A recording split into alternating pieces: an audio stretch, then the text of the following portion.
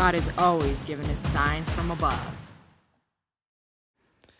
Hi, welcome to Signs from Above. This is Lucy B. So, how was your Christmas this year? How was your Christmas Eve? What was the biggest memory that you had? Was it opening presents? Was it watching your children open presents? Was it watching their excitement, which truly I do love seeing with my own, right? There's nothing like watching the excitement on Christmas morning that can just truly just melt your heart. If that's your memory, that is great. That is great. There's nothing wrong with that. However, for me, I wanted to do Christmas a little bit different this year. So I recently did a video and just saw the statistics of homelessness. And then on top of that, with the podcast that I did last week on the story of this woman and her family that ended up not able to go into a homeless shelter. Go ahead and look at it. It's from last week. It was pretty amazing. The story was, it really made me start to question. So let me give you a rundown. So homelessness is rising worldwide with an estimated 150 million that are homeless around the world and 1.6 billion lacking adequate housing. When they say adequate housing, didn't really have a definition on that. I think I can presume what it is. I even here in the U.S., which, you know, as you know, we are one of the richer countries in the world. And I ran across this guy at Walmart, I don't know, maybe a year and a half ago. And he was living in a storage shed. To me, that's not adequate housing. It's actually kind of sad. And he was sad, but he was doing his best. So, I mean, that's where I think something like that is definitely, for U.S., is not a adequate housing. Or there was this, I believe it was in Chile, could totally be wrong. It might have been Brazil, one of the countries in South America, where this flood came through and they washed out all of these houses. And that just happened a couple months ago. But anyway, these houses were just completely taken apart and the people were living there because they had nowhere to go. So they just built up these houses out of scraps that they had found and lost everything. They lost some of their family members throughout this. So when I say that, that's probably something that's not adequate housing. But looking here just in the U.S., that from 2022 to 2023, there was an increase of 12.1% with a surge of homelessness. 12.1% from 2022 to 2023. I'm going to guess it's gone even higher since that time, from 2023 going into 2024. And sadly, Nigeria actually is the one with the highest number of homeless individuals, with an estimated 24.4 million people, which is accounting for 11% of the population. I do have a dear friend that lives in Nigeria, and talking to him, he told me that the cost of living there is outrageous. To even get a sliver of land is ridiculously priced, and the people just aren't paid that. So, and 24.4 million, 11% of the population. To me, that's just insane. However, let's go back to the Bible. And did you know that the Bible emphasizes helping the poor over 200 times? 200 times. Over 200 times. It's crazy to me. And this really just hit me. It hit me really hard. Because think of Jesus. Jesus himself lived as a person who had no place to lay his head. So I thought, there's not much I can do for Jesus. He's done so much for me. I can try to be obedient. I can do things to try to please him, but I can never repay him. Never. So I decided as a family what we would do this year. Actually, was a last minute thing. This was not planned. We do at times go out and try to help the poor or the homeless. This time it was just a little different. What we did is me and my daughter stayed up the night before Christmas Eve. And I had to get up early to go to church, but we stayed up till, I don't know, 12:30 or so in the morning. And we were just making food for the homeless. And believe me, I am no Susie homemaker. Did my best, and I didn't think it came out so bad. I really wish I was a Susie homemaker, by the way. I'm jealous of those people in a sense. But anyway, what happened was we had some scarves, we had some gloves, even Santa hats, candy, popcorn, all the nutritious things, of course, right? Got bottled water, but I also just added different flavors on the bottled waters that they could just pour in, not knowing what they like. And we had 2 to 3 bottles in each. I had little backpacks that I got, and we just put everything in there, and nothing big, it's things that just kind of had over time and able to give them. And I thought, with the Bible, with it emphasizing that we need to help the poor, again, over 200 times, how could I better serve Jesus than to go out and help the poor like the Bible has commanded? And I'll be completely honest, and you guys are gonna probably think that I'm just not a nice person, and maybe I'm not. Anyway, I'll get to that in a minute. Going out there, the different people that we ran across was just crazy. We stopped at this park that was just off the street of a homeless shelter, and my husband got out and had about 5 bags with him, and me and my daughter sat in the car while he went out and gave him to them to start. My daughter got really nervous, and so I didn't go out with her, which was okay. And they were so grateful for him, and they just sat there, and I just watched them, and they were just talking, and he was laughing. It just seemed like he was having a good old time. This guy got up and just grabbed him and just hugged him to thank him. And he just hugged him back, and I thought, how sweet was that? How sweet was that? It was one of those times that I wish I would have had my phone out to take a picture, but I didn't. But it'll be forever sketched in my mind. I know that, because it was such a tender moment. We met, this one hurts a little.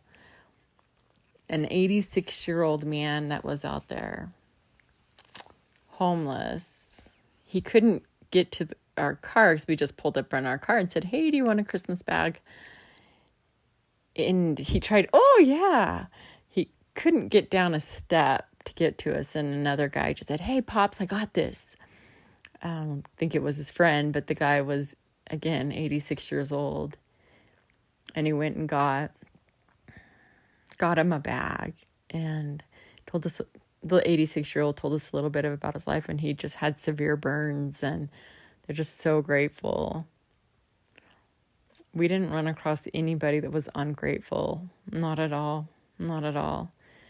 We were in an area, and there was about 3 homeless shelters that we ran across. 2 of them were completely closed, honestly, which was kind of shocking to me. Especially after my story that I had this last week. I thought, they're just always open on Christmas Eve. Like, I truly wondered if there would even be people out there. And there was. And it was bitterly cold. Really cold. Snowy, windy, cold. Cold. Cold, cold, cold. Anyway, sorry. This is where I told you where I feel like that I was a bad person. But I'm always wanting to help these people, right? Always wanting to help them in my heart. And truly, people say, you need to be careful out there. You need to be careful. Okay, maybe we do, but maybe we need to be that way with everybody. There's never been anybody that's been unkind, a threat, mean, just always grateful. And God bless you. God bless you. And just so thankful for what we're doing for them. And in a sense, maybe that's a judgment that many of us make towards them, which just makes me really sad. I'm not saying there's not bad homeless people out there, but there's not everybody that's not homeless is definitely not good either. Crime rate, it's gone up, gone through the roof worldwide. Just insane. So do most of these crimes look at, oh, it was a homeless person that did it? Very rarely do you ever see that. So I think people just need to be mindful of that. Usually, usually people with at least some sort of money to be able to afford a vehicle to drive through people or afford a weapon. Again, I'm not saying that there aren't people that are homeless that don't do these crimes. I just think doesn't matter who they are. It could be your next door neighbor. Anyway, moving on. But I will say where I was judgmental was like, oh, they're so dirty. Like, I don't really want to touch them. What if they have fleas? Again, I'm just being completely honest. And me going out to go help these people, really what happened was they were teaching me something and helping me. Ugh, I could cry. It was just really sad. Ran across this woman. Well, we gave this man a bag. And he said, oh, thank you. And this was at a homeless shelter, but it looked like they couldn't get into this one. This was the one that seemed to be open, but maybe they weren't accepting any more people. I don't know the whole story behind it. He just was really, really thankful. And then he pointed over to a woman and said, hey, she's really, really, really hungry. And I was like, okay, thank you. And we ran over to this woman in the car, and I just kind of yelled, hey, like, do you want a Christmas bag? Just smiled at her, and she came over. And you guys, this girl couldn't have been more on the top 25. Like, she could have not been older than 25. And I know she was more than likely younger than that. She was young. And this girl looked at me and she just said, I'm so hungry. And I said, I got a bag for you. And she just started crying. I immediately got out of the car. And I'm going to just say the Holy Spirit. Because my mind, I don't want to touch the dirtiness, right? But it wasn't a thought. It just happened. I just took her, put her in my arms, and just held her in my arms. And she cried all over my coat, all over me. And I didn't care. I didn't care if she had fleas, if she had some type of bugs or whatever she had. I didn't care. I just took this woman this young girl in my arms and just held her. And she cried all over. And I told her, I said, hey, I got food for you, okay? I have food. She just shook her head, yes. I said, are you okay? She didn't respond. But then I think she kind of got embarrassed that she just totally had a meltdown on me. But she had her head completely in my jacket. And I'm still processing. Somebody that was so broken And she did ask me if they were going to open for food. And I told her I didn't know. But, she was just so thankful. But you guys, like, things like that, it's so heartbreaking to me. And I'm guilty because there's so many times I just neglect them. I think, I don't want to give them money. They might be buying drugs with it, but I'll definitely buy them food and try my best to take care of them there. It makes me always think if I'm doing enough. I don't know. I wanted to honor Jesus. But, so the verse, I will tell you the verse that I have with this, for sure. And this is truly the verse. It's in Matthew 25:40. But Jesus said, and the king will answer them, truly, I say to you, as you did it to one of the least of these, my brothers, you did it to me. And that verse hits me hard because here I was in my own mind, like, I don't want to touch him. Okay, that could have been Jesus. Jesus was homeless. He had no place to lay his head. I did hug him, and I truly think it was the Holy Spirit that did that. I do. To teach me, I'm going out again thinking I'm going to do something so good. I'm going to do something that pleases the Lord. When in turn, it was me. It was me that needed that help, I'm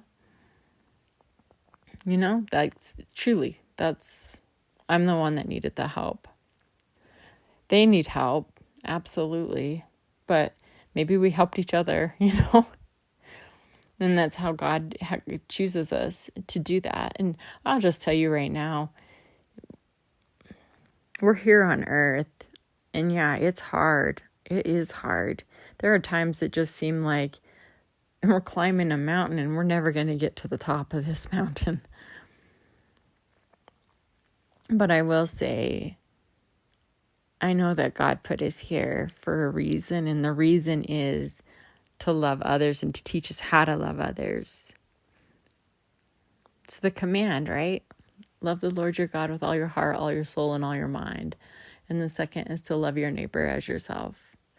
We're here to love. We're here to teach them about our Jesus. And then we're supposed to love them. And by saying, ooh, dirty, that's not love. That's not love. Even though in my mind thinking, I'm going out there and I'm going to love. I wasn't. And it changed my perspective. Completely changed my perspective.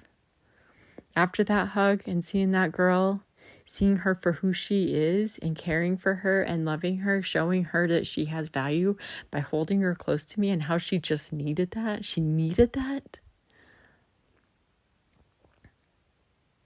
Yeah, that was love. But again, it didn't necessarily come from me. Anyway, I will tell you on a bright note, which makes my heart so happy. I do have an autistic nephew, and he's in special ed. He works at Wendy's. He's 18 now, and he's just becoming this little man, even though he still plays with his toys. He'll probably be one that's always living with his mom and dad. Goodness, this kid is just amazing. He's so sweet. So very sweet.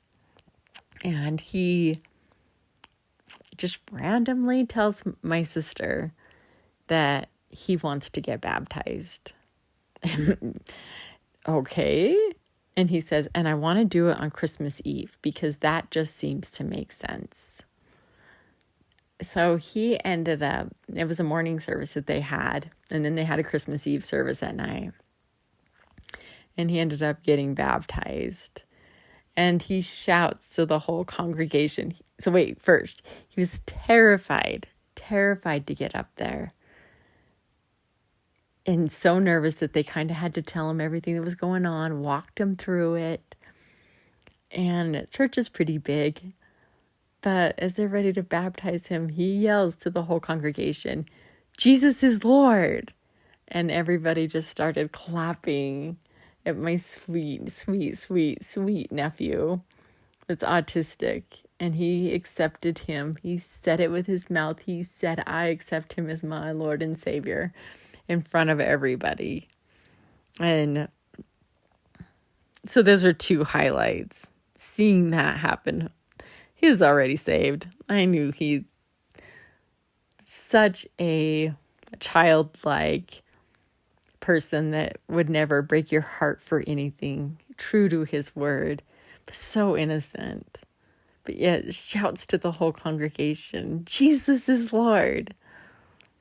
And so that was definitely a high as well. So, yay! So that's what I have. Again, going back, when you do see the homeless, really quick, when you do see the homeless, remember, Jesus himself had no place to lay his head.